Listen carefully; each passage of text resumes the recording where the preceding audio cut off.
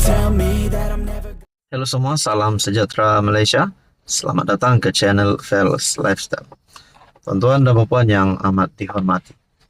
Seringkali kita mengeluarkan satu pertanyaan kepada ramai orang, sesama kita, dan satu persoalan yang menjadi satu persoalan yang kita rasa amat perlu dijawab berkaitan dengan mana-mana pemimpin politik, mana-mana pihak yang telah menerima darjah kebesaran, menerima bintang dan pingat persekutuan.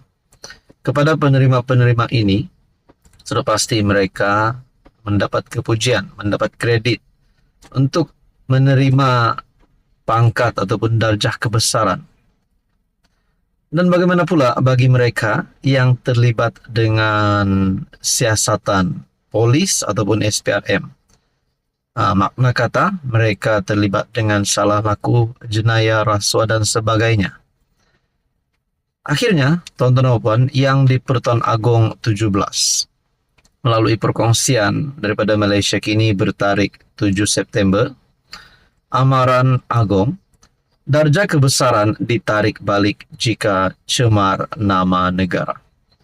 Di sini saya nak tanya, bagaimana dengan Tun Mahathir yang mempunyai gelaran Tun? Bagaimana dengan Tan Sri Muhyiddin Yassin mempunyai gelaran Tan Sri? Menteri Besar Kedah Datuk Seri, dan juga beberapa pemimpin yang lain, tidak kira daripada pembangkang maupun kerajaan, yang berisiko untuk ditarik balik gelaran ini sekiranya mereka terlibat dengan kesalahan ataupun mana-mana jenayah, salah laku. Sedangkan baru-baru ini Muhyiddin Yassin terlibat dengan siasatan di bawah Akta Hasutan. Dan sebelum ini pun beliau terlibat dengan siasatan Jana Wibawa, projek Jana Wibawa. Begitu juga Menteri Besar Kedah Sanusi terlibat dengan siasatan REE, kecurian REE. Namun untuk Tun Mahathir, seperti yang kita tahu, di dalam ruangan komen ada yang kata Tun Mahathir ni sakau. Lebih-lebih lagi bila kita dengar ucapan Anwar Ibrahim sebelum ini pada Kongres Nasional PKR yang menyebut ada bekas PM ataupun ada pemimpin yang menyakau duit rakyat. Jadi saudara-saudara, ramai kata ucapan Anwar Ibrahim itu lebih kepada melibatkan nama Tun Mahathir. Jadi saudara-saudara, mungkin ada lagi pemimpin yang lain yang mempunyai gelaran Tan Sri, Tun, seperti Daim Zainuddin, yang mempunyai gelaran Datuk Seri dan sebagainya, yang mungkin berisiko untuk kehilangan darjah kebesaran ini.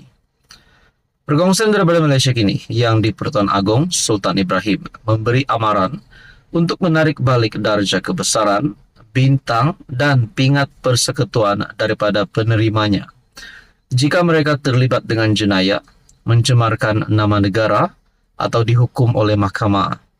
Baginda bertita, setiap penerima yang telah dipilih seharusnya bersifat jujur dan amanah kepada pemerintah, menjaga tingkah laku dan tidak terlibat dalam kegiatan rasuah dan sebarang kesalahan jenayah.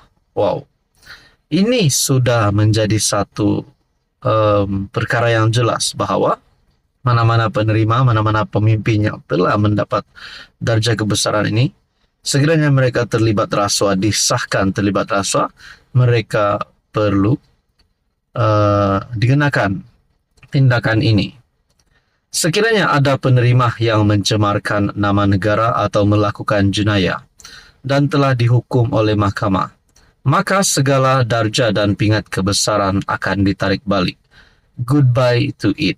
Ucapkan selamat tinggal kepadanya. Sehubungan itu, saya telah arahkan kerajaan untuk menyemak senarai banduan di semua penjara dan mana-mana banduan yang ada darjah kebesaran, maka ia akan ditarik balik. Hal ini hanyalah untuk darjah persekutuan dan wilayah persekutuan. Darjah negeri-negeri lain saya tidak masuk campur, tita Sultan Ibrahim pada istiadat menghadap dan istiadat pengurniaan darjah kebesaran, bintang dan pingat persekutuan sempena sambutan ulang tahun Hari Keputeraan Rasmi yang di Pertuan Agong hari ini bertarik 7 September. Saudara-saudara, tuan-tuan dan puan, Anda rasa siapa yang berisiko untuk hilang gelaran ataupun darjah kebesaran? Sila komen di bawah. Halo semua, salam sejahtera Malaysia, tuan-tuan dan puan yang saya amat hormati semua. Antara kejutan kepada rakyat Malaysia baru-baru ini, di mana satu kenyataan ataupun satu analisis perkongsian daripada media sosial melalui seorang penganalisis ataupun pemerhati yang berkata Anwar berisiko untuk dihumban sekiranya meneruskan kezaliman, dan kezaliman ini adalah berkaitan dengan akta hasutan. Ini sudah pasti melibatkan pendakwaan yang berlaku terhadap Muhyiddin Yassin baru-baru ini berkaitan dengan siasatan isu 3R terhadap Muhyiddin Yassin yang membawa kepada Muhyiddin Yassin didakwa di Mahkamah Gua Musang, melibatkan ucapan kontroversi bekas Perdana Menteri itu pada PRK yang lepas. Saudara-saudara, tuan-tuan dan puan-puan, akhirnya ada yang bersetuju dengan akta hasutan dan ada yang tidak bersetuju dengan akta hasutan. Pada akhirnya, saudara-saudara, nama DAP pula dipetik. Perkongsian daripada Syahbudin Husin ataupun syahbudin.com bertarikh 6 September 2024.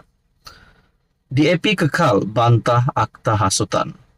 Dua pemimpin DAP mengesahkan pendirian parti itu menentang akta hasutan. Bagaimanapun mereka menyorot bahawa kabinet sedang menyemak akta itu dan menurut mereka akta itu ketika ini terhad kepada kes yang dikaitkan dengan dakwaan terhadap raja. Ditanya sama ada DAP telah menukar pendiriannya sejak mempertahankan mendiang Karpal Singh daripada tuduhan hasutan.